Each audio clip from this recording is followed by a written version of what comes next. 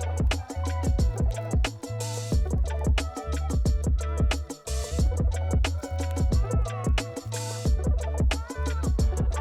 there! Welcome back to another episode of On the Vanguard, where we have conversations with and about women and non-binary Black and Indigenous folks in STEM. I'm your host, Dr. Anicca Harriot, and today I am once again joined by Dr. Arianna Long. Yeah, today we're going to be getting into all of the topics around AI, and more specifically, bias in AI. Yeah. I think it's really interesting. So many people are so excited about all the things AI can do for us, which is true. There are some things, but there's a lot of things that it does wrong for us, right? That it doesn't quite capture. And I think, really reflecting on how AI is a product of human development means that it's wrapped up in our own biases. Yeah, absolutely. And we're all about acknowledging what those biases are here at Vanguard STEM. We don't pretend that science is objective. Oh no, we call it like we see it. Absolutely, we do. So we always start off with sort of like general topics. So we're going to start off with maybe orienting around what are the ways that we've all kind of been seeing AI in pop culture and in the media lately. So are there some things with AI that you've seen recently? Yeah. I guess I'll start off with some kind of smaller, easier examples for sure. So some of the first things that come to mind is, generating images of things that maybe we've only read about. So feeding these descriptions into AI, bots, whatever you want to call them, and seeing the output. So people generating images of historical figures, which is really exciting. People regenerating old images, but maybe at a slightly newer definition, kind of this artistic angle, which we know has its own issues with intellectual property and things like that. But it can be really helpful as a visualization tool. Yeah. I definitely understand I guess how tempting it is. I feel very hesitant to just pick up the first AI tool I see and just like dive right into it. But especially with those image generators, I think as someone who is not very artistic, like thank God I can even hold a pencil. That idea of being able to visualize something in your head and actually see it in front of you is really tantalizing.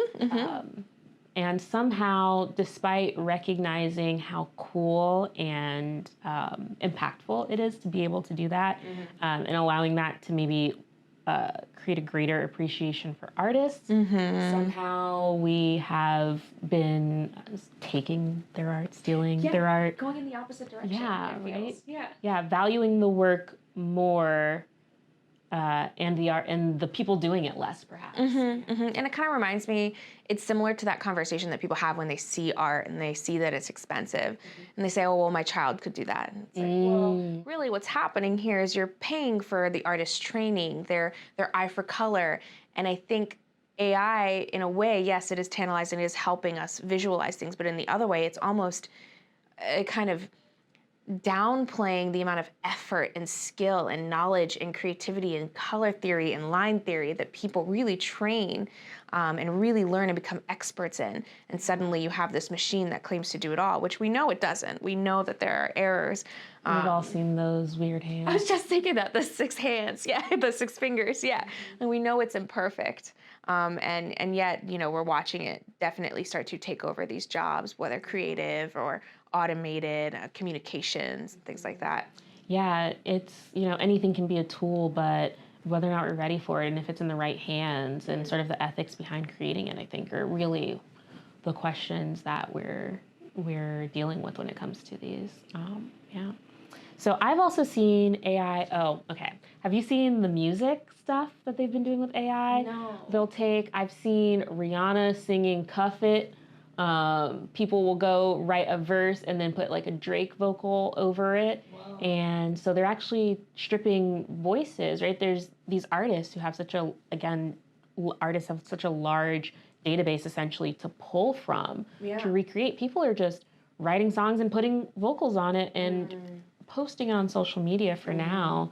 But I know that this is one of the big issues actually that I think is being talked about a little less with the writer's strike that's going on right now. and whether or not folks in the Screen Actors Guild are going to strike as well. So, of course, everyone has been talking about the writers and, your AI can't write Succession, which I don't watch. But I doubt AI could write any of the things I watch. So that's the big one, I think, that a lot of us are hearing. But maybe what's getting lost in that conversation is the same thing for actors, right? So, I cannot remember which specific actor it was, a white man, who was perfectly fine. He was like, yeah, AI can take all of my stuff.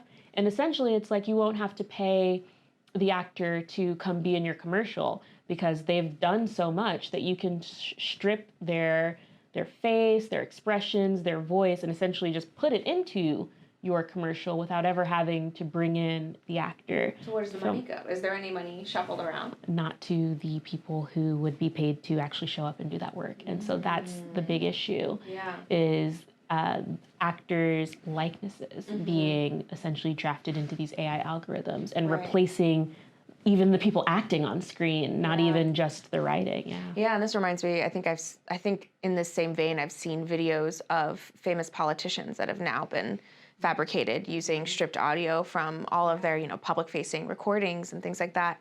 And, people messing around. Most of the time it's silly, having someone big and powerful say something really silly and small to make everybody laugh, but it's scary because they could be faked as saying something else that has much wider implications. And then we have the same issues that we come back to even before AI of people, of what it means to have scientific literacy, what it means to check your sources.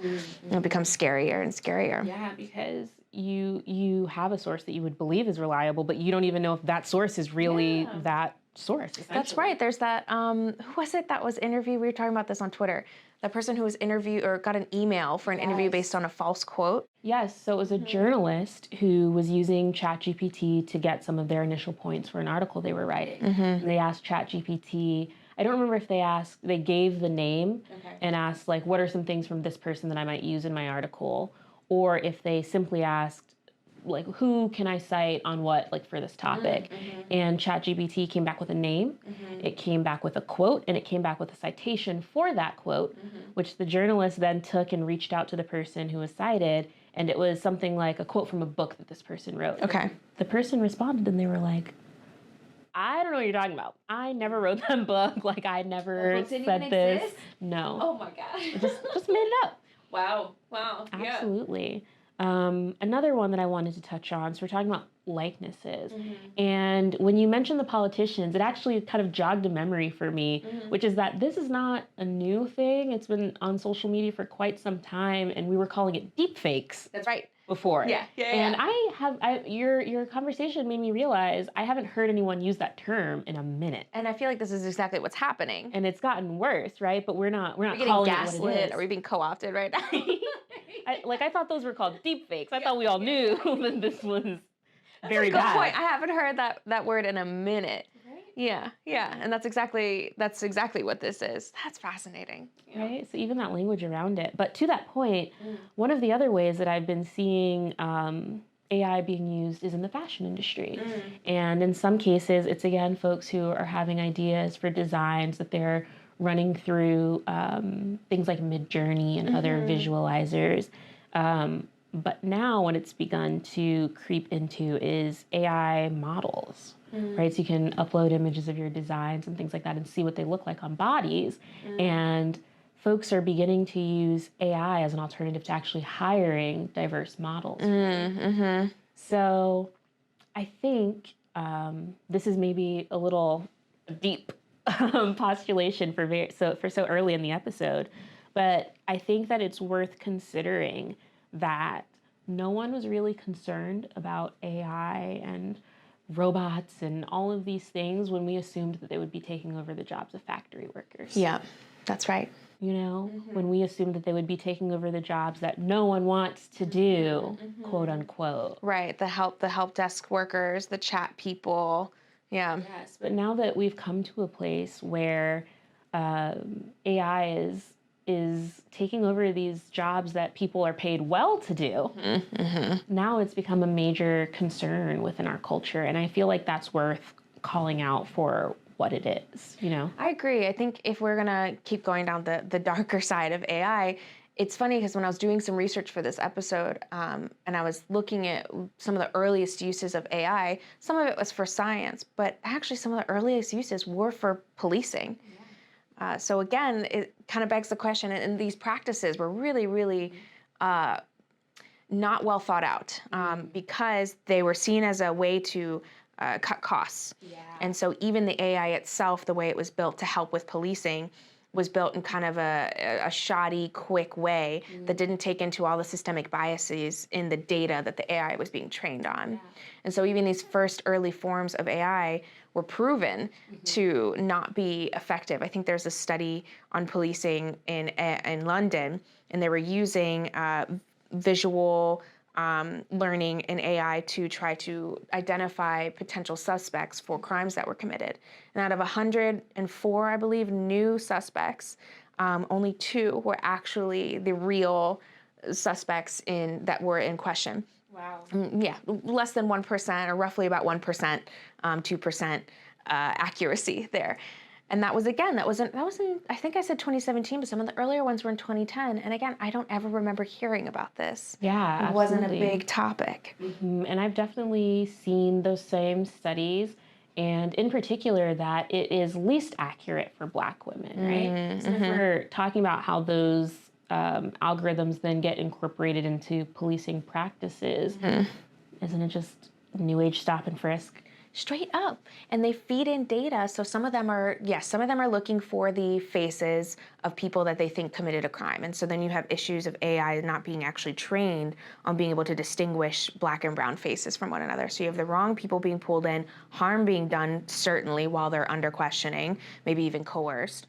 But then the other thing that's interesting is some cities, I believe maybe it was Chicago, used it for predictive modeling, predictive crime, which is is different. Yeah, that's different, right? And of course, the data that's fed in there is regional crime data. And so it reinforces this narrative that these areas are hotspots and therefore are going to get more police, and it's going to continue reinforcing that trend. And then more policing is going to happen. It's going to be more stop and frisk and unnecessary policing. Yeah, so I mean, there are so many different levels to this. It's the fact that there's inherent bias in the way that you do things because you are a biased individual, right? And so that AI is no caveat to that rule, truly. So you talked a little bit about how AI is sort of reinforcing these stereotypes when it comes to policing. That was another thing that I found, even in just these visualizers. So I saw one particular instance where you could type in European people at work and get an image generated, and it was a group of white folks, I believe 2 men and then a woman, or 2 mask presenting and a femme presenting person. They were in suits in like a nice office, and there was a window behind them, European city overlook.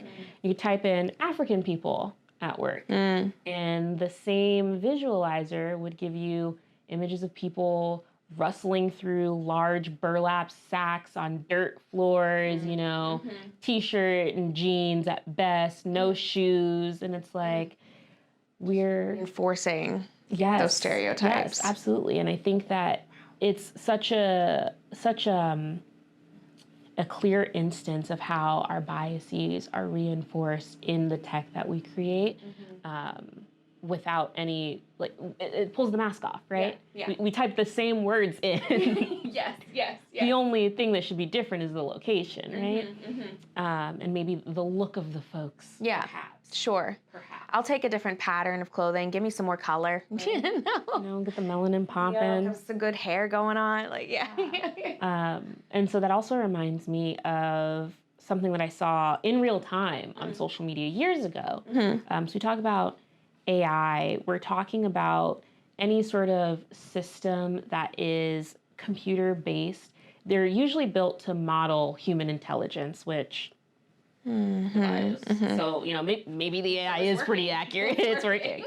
They're used to model human intelligence, and they're these computerized systems that are able to make decisions. They're following some logical path, some if-then, and making an adaptive decision. Okay. And so in this particular instance, what someone did was they took a very long image, and narrow image. And on one side, they had a white politician, and then they took that same long, narrow image, and on the other side, they had a picture of Obama. And it was a small, just portrait imposed with a bunch of white space at either end. Okay. And they tweeted it. Okay. And so if you don't know, Twitter has like an automatic cropping. Yeah. And it had Obama on top, I think, and then a bunch of white space above, Obama, white space below, white politician, more white space. Okay. And they tried several iterations of this, and it always cropped the image to the white politician. Fascinating. I did not know this. Yes. And then they even tried it with a whitened image of Obama. But his features were still deemed black enough. That's wild. So this is like kind of bringing in AI to how it perpetuates things on social media, right? So we have issues with AI in crime and law enforcement. I definitely want to talk about the medical component, but I think the social media component's really critical because when I think of social media algorithms, some are definitely better than others. Absolutely. Can we talk about TikTok for a minute? When people tell me their TikTok shows them, young teens just dancing and other stupid things, I'm like, that's your algorithm. You trained it that way. Yeah, you did that. You did that. So I love me a TikTok algorithm. But in general, when I go on Twitter nowadays and Facebook nowadays, a lot of it is so polarized and a lot of violence and a lot of trauma.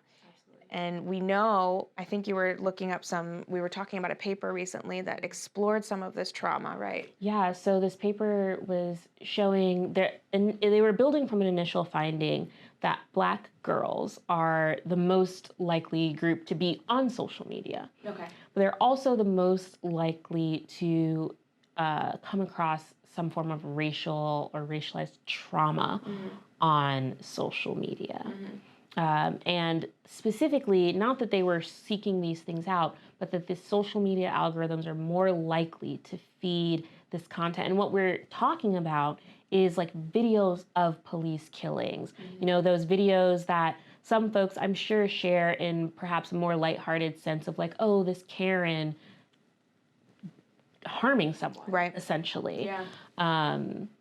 And that those videos are more likely to be fed to Black girls. And I want to emphasize Black girls. Yeah. Not Black women. Yeah.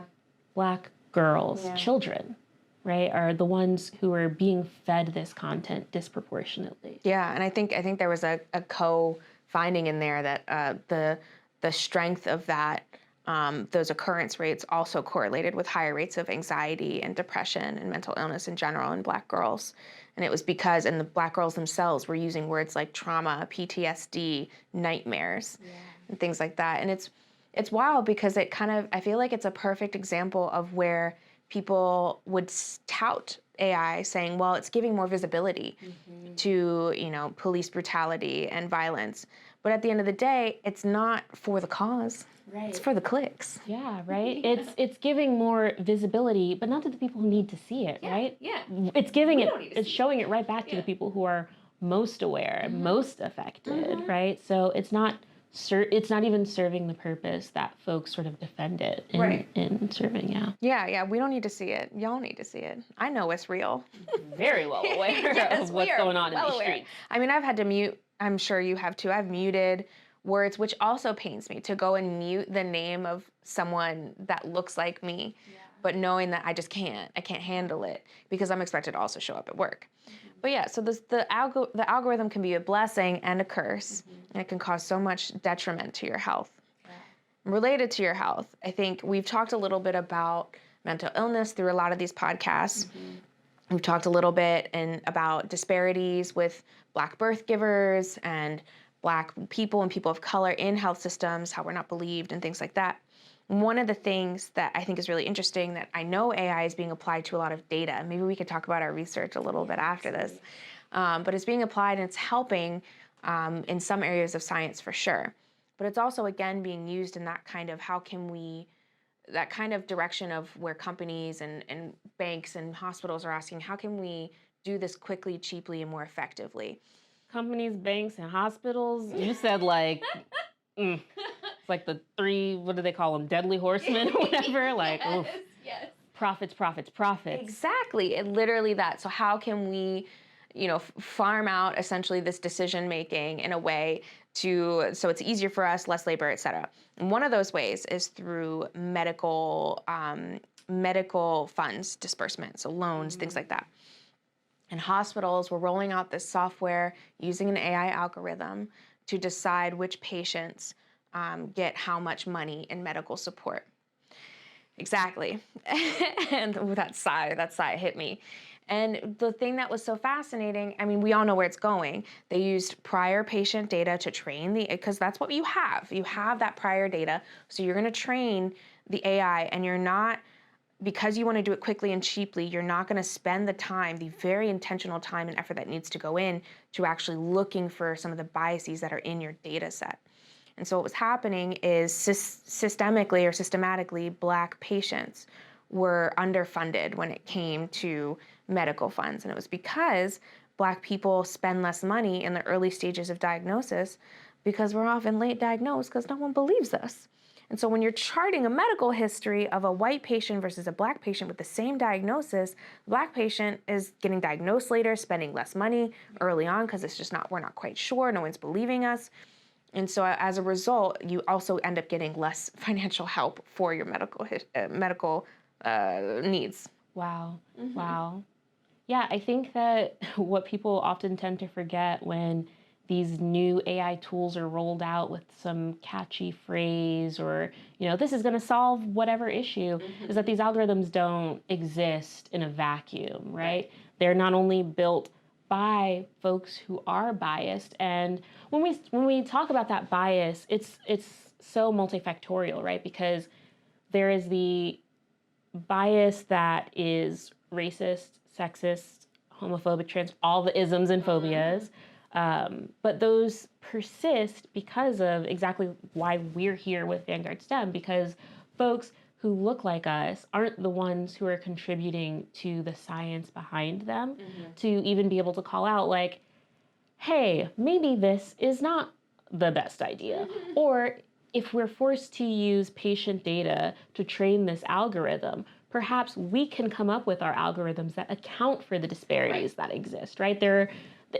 Just because we exist in a world where these problems are rampant doesn't mean that we can't be a part of building the solutions, right? They're just building simpler ways to do the same racism. Exactly. And it's so funny because I feel like AI and machine learning in general, there's always this like kind of pride in the fact that it's a black box. You ever heard that? Like, we don't know, it does its own or self-organizing, self-training. It's a black box. And so therefore we just feed it data and see what comes out. And maybe we tweak some things, but like that's kind of it.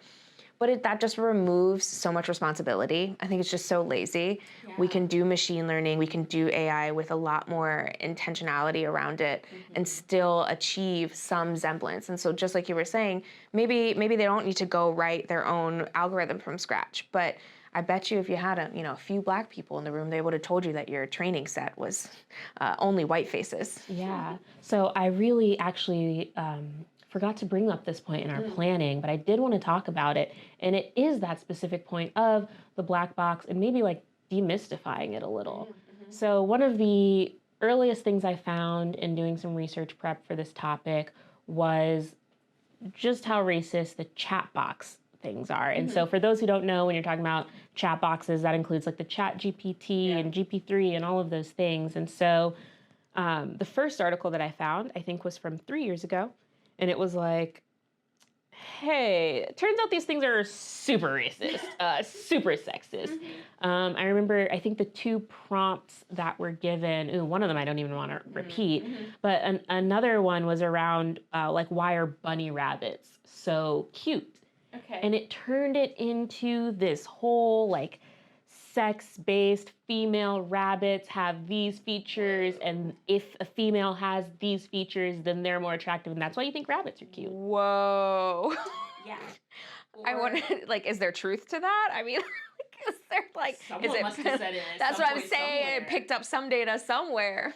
So a lot of the chatbots, they're not pulling from what we might maybe call reliable sources, which is debatable to begin with. They've got the whole internet. Just scraping. Exactly. And we know ugly things hide in dark corners on the internet.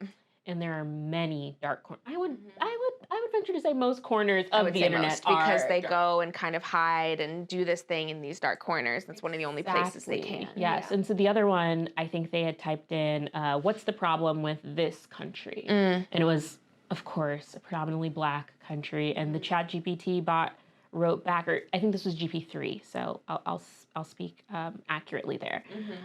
Wrote back, like, the problem is this country just shouldn't exist. Oh. It's like, well, that is an opinion. Not a fact. For sure. Yeah. And so this wasn't surprising to me. I'm not sure if you remember, there was like a Harvard study where they had like an AI chat box that they launched on Twitter. And it took like 24 hours for the chat bot to become radicalized, racist, and sexist.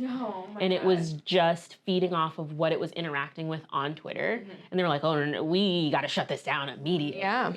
And so that's what happened with the first few rounds of what is now ChatGPT. But as I mentioned, this article is from 3 years ago. So now in 2023, the article comes out that's like, hate speech is mostly fixed, but guess why? Because they paid Kenyan workers $2 an hour to teach the chat box hate speech, or to identify hate speech and not say it. So Kenyan workers had to go and identify words that were harmful to them. Examples of hate speech and train the AI for a whole $2 an hour. That's a whole other ethical issue. Yeah, so there's bias at so many levels and stages, and inequity, you know, harmful practices at play here. Yeah. Some of the more innocuous forms of using AI. I feel like I can say this more with my chest because I'm an astronomer, and while my work 100% impacts humanity, it is not as direct. It is usually through byproducts. So yeah, AI is not all bad. AI is not all bad. So I will say some kind of really awesome things going on in astronomy with AI right now. Right now we have all these amazing telescopes coming online. Yes. That just produce, I mean, there's a word, I think it's like exabytes. I don't even know how many gigabytes, terabytes that is, but just full sky images that would take, you know, thousands of full screen HD TVs to even see. They're incredible, and we're getting millions and millions, if not billions, of objects in the sky in all of these images. And while we have some methods as astronomers through, you know, hundreds of years of practice to sort through them, it's really becoming kind of unfeasible, physically large amounts of data for us to really handle at a human level. And so astronomers have become really, really brilliant and savvy at training AI in like two different ways, I would say, two primary channels. So one is just kind of taking what we already know, training the AI on that. Here's a picture of a galaxy. Here's a million pictures of a million different kinds of galaxies. Can you go and find all the galaxies and categorize them? And that's really nice because a lot of us tend to study one kind of galaxy or another, don't have the time to do all the things. And so it can be really helpful in that kind of simple way. A really exciting, more breakthrough way that I think is something that is probably more applicable to most areas of science is a more predictive form of AI. Oftentimes in astronomy, we are limited to the amount of information we have on a certain object in the sky, whether it's the number of telescopes we have, how long it's up in the sky, is it too faint to be seen for a long period of time? There's lots of different reasons. And some things in the local universe are very, very different. The local universe. In our nearby neighborhood, so just in the galaxies nearby, are very different than the first galaxies in the universe. But we're trying really hard to find analogs of distant early galaxies because we want to try to understand them at a more detailed level. So if we can find local analogs of extreme objects in the early universe but here nearby, maybe we can like study them more to learn more about the first galaxies, stars, etc.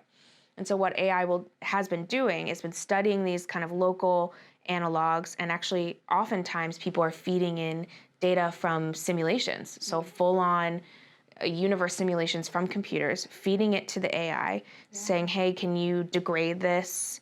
Can you make it look like an image that we took with the telescope? And can you tell us what that would look like if we actually did measure it with a telescope. It kind of fills in the gaps. So that really famous supermassive black hole picture that came out a couple years ago, that's a really, really great example. So simulations were fed into an AI, and then we fed in the data that we had. And it said, okay, well, based on these simulations, and you have this data, but there's a couple gaps. Based on these simulations, this is how that gap should be filled in. And that's how we got that beautiful picture. It still would have looked like that, just a little bit blurrier. But AI has been really helpful in kind of more breakthrough theory and trying to find these more extreme and exciting objects in astronomy. Yeah, I definitely want to talk more about how AI is being used in our field, but that really made me think about some interesting questions. You may or may not be able to answer. I'm just We're going. the brain is churning. So I wonder then. It seems like the capabilities of AI are so literally telling us the secrets of the universe, right? So the problems that we're facing, that we've been discussing so far, are not issues of the ability and capabilities of AI, right? So those are direct human problems, right? For how we're deploying it and how we're training it. And so I wonder then if astronomers can train AI to recognize galaxies and piece this information together, if we can maybe improve on some of these issues by having like community stakeholders or even folks who are more well-versed in it.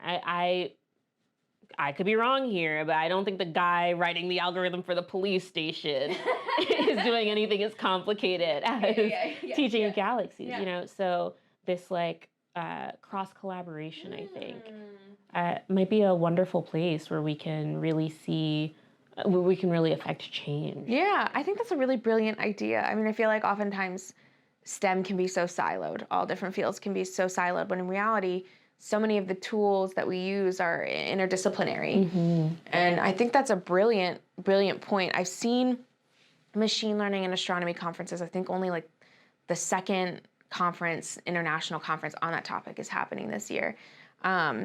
And what's funny is I hear every once in a while, I hear an anecdote from a kind of senior scientist who's watched, the rise of data science and astronomy.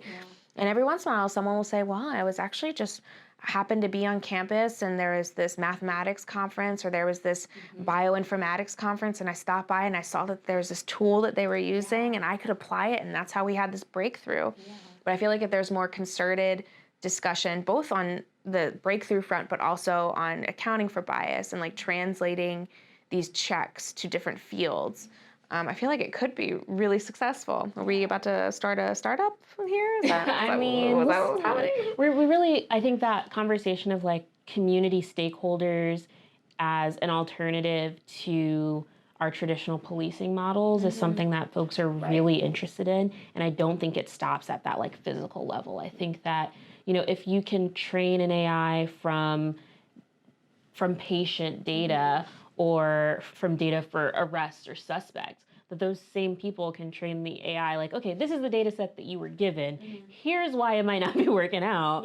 And that those same algorithms can be built in to create more equitable systems. Yeah, it's funny that you say that, because even in astronomy, there's already kind of something like that going on. So we have the Zooniverse project, and it's where scientists apply to upload thousands of objects, and citizens will come and categorize them and answer a series of questions that you pose to them about the object. Is this a spiral galaxy? What color is the center of this galaxy? Does it not quite fit the mold of what we're offering you?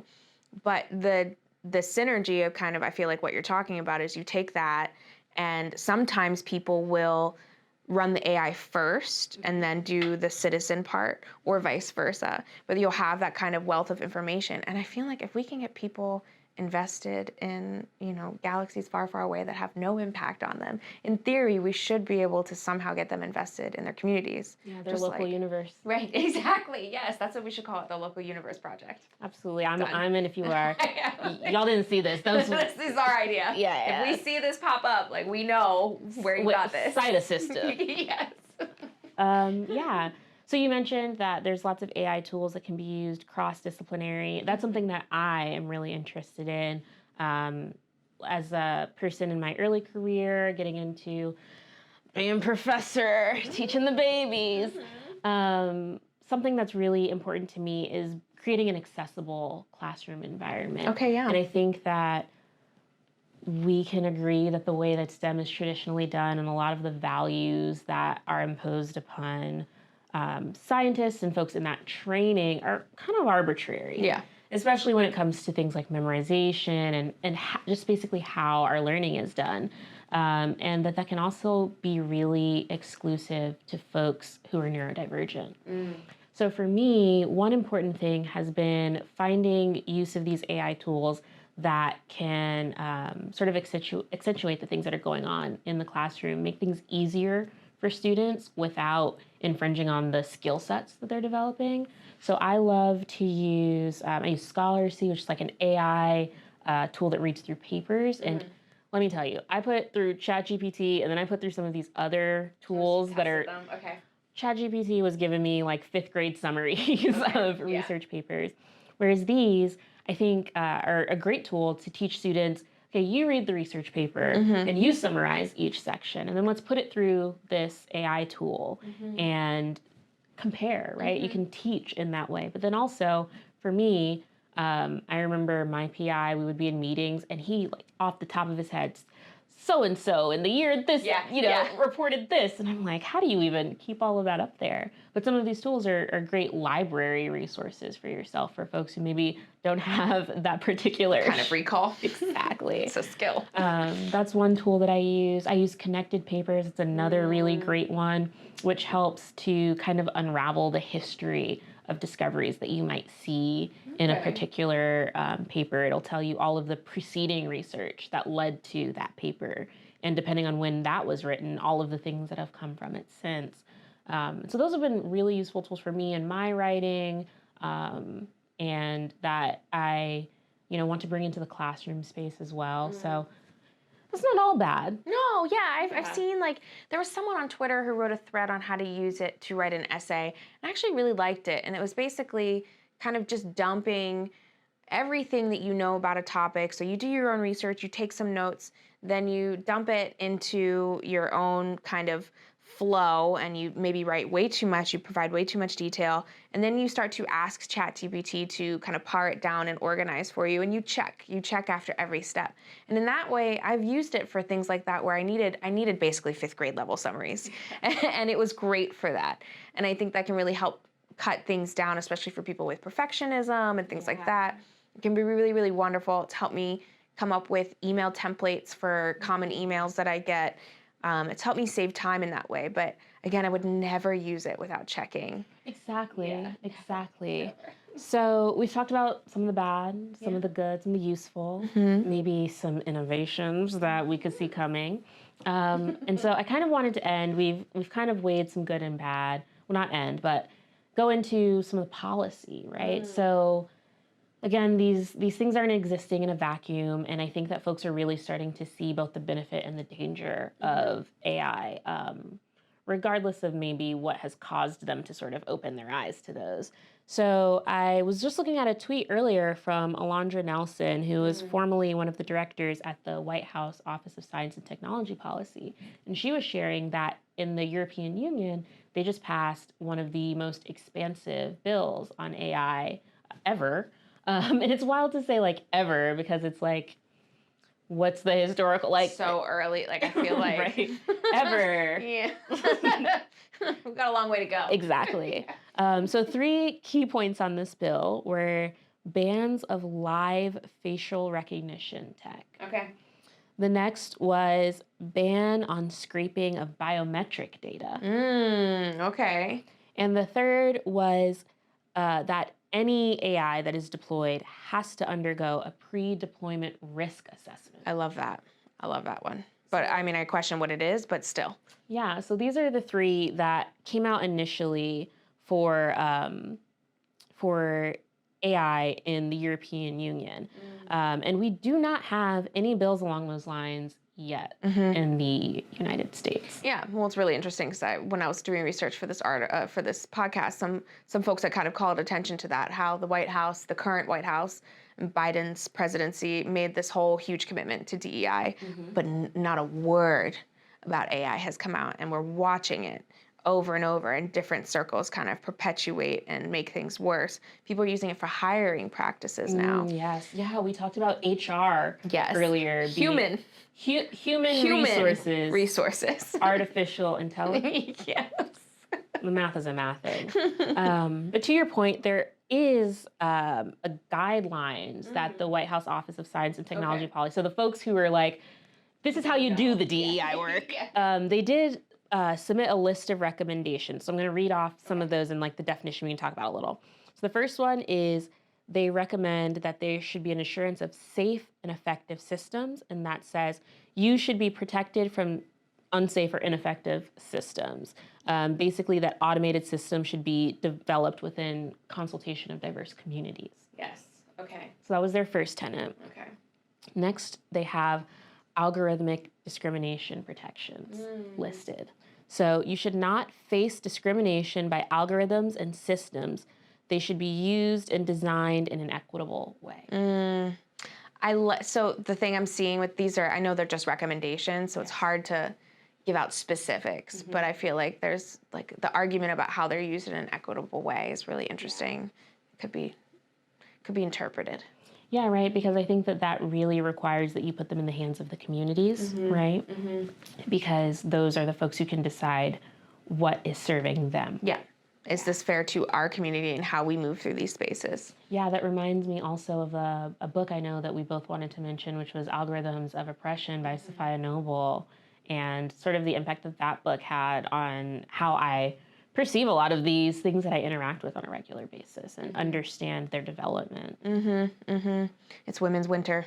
It's what I'm always thinking about in the summer, Women's Winter. Yeah, oh my goodness. So the next tenet that they have is on data privacy, and it says you should be protected from abusive data practices via built-in protections, and you should have agency over how data about you is used. This reminds me of the genetic sovereignty discussion. Yeah, exactly. So it's really similar. And in the genetic sovereignty episode, which I'm not sure if this is going to come out before or after that one, so preview in case or like a little recap if not, what we talked about specifically around why it's such a big issue was exactly that, is that it's not just a mouth swab and you're good. Like that is your data, and that data is being recognized as like a greater resource in the context of our society. Money is being made off of our data. Yeah. That data privacy point is really interesting to me because I'm not sure if you heard about or read anything about the proposed TikTok ban. Yes. And what all that entailed. So I feel like that falls really outside of like your own data sovereignty, right? Like the whole point of a lot of what was being introduced in that act was for the government to be able to monitor without your discretion, essentially, any of your internet. Exactly. It was hidden underneath the TikTok title, but really it was about that. And so many people were not aware of that. And so many people were so focused on which they did a great job of like the flashy, look over here, we're talking about the TikTok ban. But really at the end of the day, it was the right to really mine and watch all of your data. And that was the thing that scared me the most. Again, I love TikTok. I'm being very clear here. Don't ban it, please. Please. Yeah, absolutely. And so I think this is there are two more tenets. So the next one is something that also came up in the genetic sovereignty. Interesting. We're all just places to mine data, apparently, which is notice and explanation. And it says you should know that an automated system is being used and understand how and why it's being used to contribute to the outcomes that impact you. Yes. So this is kind of like informed consent. Yeah. If I volunteer to this study, if I volunteer to use my data, then fine. Exactly. But you should give me the opportunity to do so. Yeah, and this idea that there's a difference between informed consent, which is like, well, we told you we were going to use your stuff, versus confirmed consent, which is, we're going to use your stuff, and this is how. Like, you're good with this thing. Ethically speaking, this is cool with you. Right. Like this specific thing. Yeah, because if you tell me you're going to do, like I fell prey to the 23andMe, like it was very exciting in the beginning. I don't know much about my ancestry. Yeah. And, I knew that the thing that they said what they were going to do is, genetic testing, genetic studies, group studies, things like that. I was like, okay, yeah, sure, fine, whatever. But now I'm learning that they're selling the data, and that data can be used to perpetuate certain stereotypes around medical histories and things like that. And I did not consent to those types of studies. Yes, and now Blackstone has purchased Ancestry. Yes. Oh, Blackstone, they own everything. They do, including a bunch of people's genetic data now. So the last tenet here is human alternatives, consideration, and fallback. You should be able to opt out where appropriate and have access to a person who can quickly consider and remedy problems that you may encounter. I love that one. Yeah, so that HR thing, not gonna fly. Not for me, no. Let me talk to a human. Absolutely. So these were put forth by the White House, OSTP, and I know that there are a lot of Black women and women of color that I know personally who are working in the OSTP. So it's really great to see that those folks are putting forward these policy recommendations that reflect our concerns. So I kind of wanted to end on maybe any other women, non-binary, Black and Indigenous folks of color that we might want to mention. I've got a few. So I can share them out. Cool. Okay. So I've got Dr. Tiara Tanksley. And so she actually was the person who does the research around what we were talking about earlier with the Black girls and social media algorithms. So she researches algorithmic anti-Blackness and racial trauma specifically. So lots of heavy stuff, but we need people like her doing this work. I also have Ingle Bush, who is the founder of Black Women in AI. I see them on Twitter. Yes, I love that group. And then I also have Dr. I don't have her first name here, Dr. Dieng, D-I-E-N-G, who is, she's at Princeton as a part of the Google Brain Consortium. And she's also the founder of an organization called The Africa I Know. So her research is all, again, around sort of this equity in the dispersion of AI and how it's being used, what data sets and populations around that. It's really incredible. And that she's at Google Brain. Yes. That's really impressive. Wow. Yeah. So there are lots of folks I think we're going to continue to engage. Folks can check out our written content, other audio-visual content to see more about these folks and others. Yeah, for sure. Definitely look up all the things we mentioned. Do your own research. I love to say that here we want to inform and mobilize our community to be able to advocate for themselves, right? So take all of the information and make of it what you will, but use it to do something better. Yeah, agreed. Use it to improve your community. Exactly. Yeah. All right, I think that's all I got. That's all I got too. All right, we'll see y'all next time.